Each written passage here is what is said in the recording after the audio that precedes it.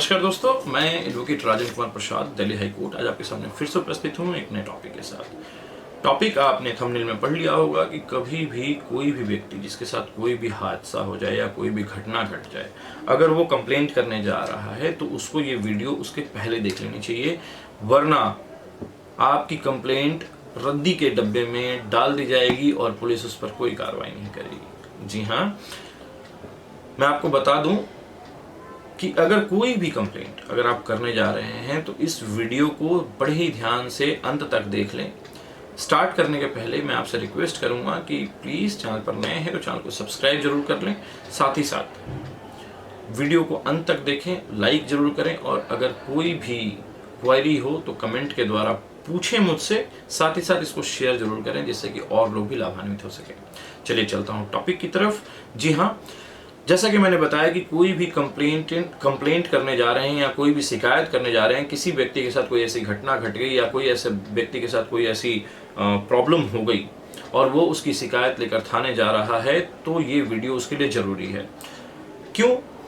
Offences हमेशा दो तरह के होते हैं, कॉग्निजेबल और नॉन कॉग्निजेबल। जो ऑफेंस नॉन कॉग्निजेबल होता है वो बहुत ही माइनर कैटेगरी में रखा गया है, जिसमें कि एफआईआर करने की जरूरत नहीं है। यानी सही सुना आपने, अगर कोई आप शिकायत देते भी हैं तो पुलिस उस शिकायत को रद्दी के डब्बे में डालेगी और भूल के बैठ जाएगी कि आपने कभी कोई शिकायत दी भी थी। अगर कोई ऐसा अपराध जो संज्ञेय है यानी कॉग्निजेबल है और जिसमें 7 साल से ऊपर की सजा है, अगर एफआईआर आप देते हैं या कंप्लेंट शिकायत देते हैं, उस पर एफआईआर भी होगी और साथ ही साथ मुलजिम को पकड़ा भी जा सकता है या पकड़ के ला भी सकती है।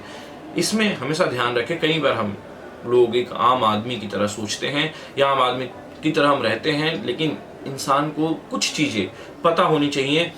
मान लीजिए जहाँ हम गली मोहल्ले में रहते हैं, अक्सर कई बार हमें किसी ने गाली दे दी, तो क्या इस गाली के ऊपर एफआईआर दर्ज हो सकता है? अगर हम कंप्लेंट थाने में दें तो क्या ये गाली के ऊपर एफआईआर दर्ज होगा?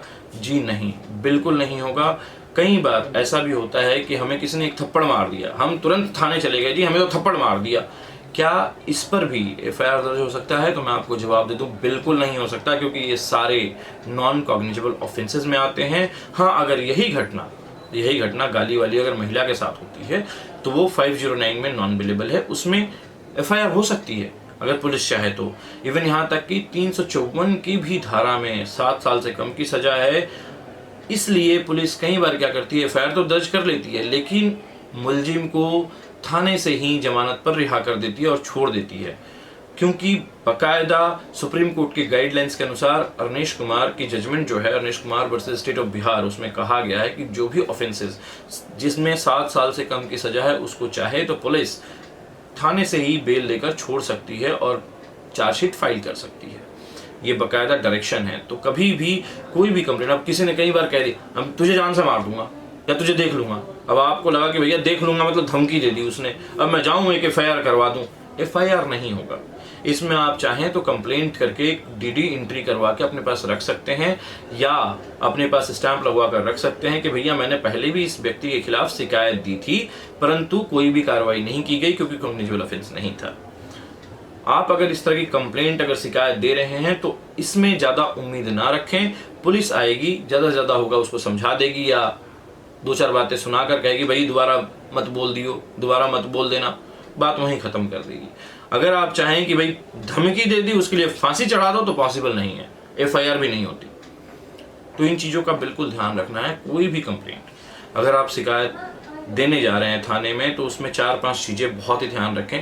पहला, किस को देने जा रहे हैं उसका ऊपर नाम लिखें, विषय क्या हुआ है आपके साथ वो डालें। तीसरा, अपने बारे में जरूर बताएं कि मैं यहाँ रहता हूँ, यहाँ का निवासी हूँ, इसका मेरा नाम X है, मेरे बाप का नाम ये है, पुत्र इनका हूँ, यहाँ का निवासी हूँ। इसके अलावा जो भी घटना आपके साथ हुई है वो पूरी घटना वृत्तांत में लिखें कि मैं इतने बजे यहाँ गया जा रहा था, ये घटना मेरे साथ हुई, इन व्यक्तियों ने मेरे साथ ये किया।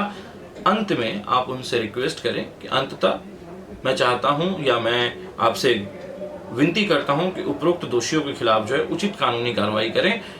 अगर पुलिस नहीं करती है, अगर आपको लगता है कि कॉग्निजेबल ऑफेंस है, हीनियस क्राइम है, जैसे मान लीजिए किसी ने, आप कहीं जा रहे थे आपके साथ लूटपाट कर लिया, ये हीनियस क्राइम में आता है।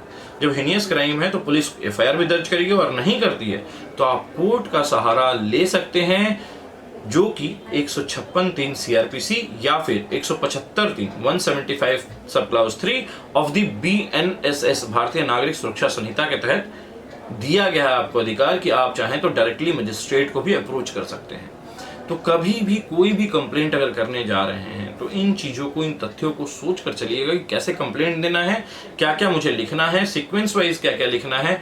पता चलता है पहले मैंने अपने बारे में नहीं लिखा जी, पहले तो वृत्तांत लिख दिया, बाद में अपने बारे में लिख रहा हूँ। नहीं, पहले जिसको आप मार्क कर रहे हैं यानी SHO को अगर लिख रहे हैं तो SHO महोदय लिखें, उसके बाद विषय डालें, फिर नीचे अपना नाम, अपना पता, अपना एड्रेस सब कुछ बताएं अपने बारे में। उसके बाद वृत्तांत रखें कि क्या क्या मेरे साथ हुआ, कैसे कैसे हुआ, किस तारीख को हुआ, कितने बजे हुआ, वो सारी चीजें डिटेल उसमें डालें।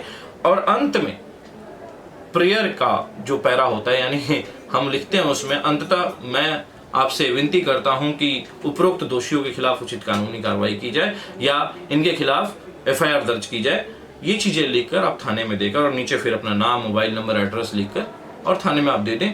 हो सकता है कि FIR तुरंत दर्ज ना हो, वो आपको कहें कि 2 दिन बाद आइएगा या 3 दिन बाद आइएगा। आप सीधा कहिए कि ठीक है सर, इस पर स्टैंप लगा के दे दो, आप मुझे स्टैंप लगाकर देना ही होगा, आपका हक है वो। अगर कोई नहीं देता है तो आप सिंपली उसे अपनी कंप्लेंट ना दें, आप उस कंप्लेंट को बाय स्पीड पोस्ट उसी थाने को भेज दें और भेजने के बाद फिर उस कंप्लेंट को आप कोर्ट में लगाएं और कोर्ट में लगाकर FIR दर्ज करवाने की गुजारिश करें या मांग करें या FIR दर्ज करवा सकते हैं। ये थी पूरी वीडियो। अगर कोई भी व्यक्ति जिसके साथ कोई हादसा हो जाता है वो अगर कंप्लेंट करने जा रहा है, शिकायत करने जा रहा है, तो ये वीडियो उसके लिए बहुत ही ज़्यादा हेल्पफुल है और बहुत सारी चीज़ें इसमें सीखने को मिलेगी, उम्मीद है। अंत में मैं आपसे फिर से एक बार रिक्वेस्ट करना चाहूँगा कि अगर चैनल पर नए हैं तो प्लीज़ चैनल को सब्सक्राइब जरूर कर लें, वीडियो को लाइक जरूर कर दें, शेयर जरूर करें दूसरों के साथ, जिससे और लोग भी लाभान्वित हो सकें। साथ ही साथ अगर कोई भी आपके मन में सवाल है तो कमेंट के माध्यम से आप मुझसे पूछ सकते हैं। ये थी आज की वीडियो। बहुत बहुत धन्यवाद। नमस्कार, शुभ रात्रि।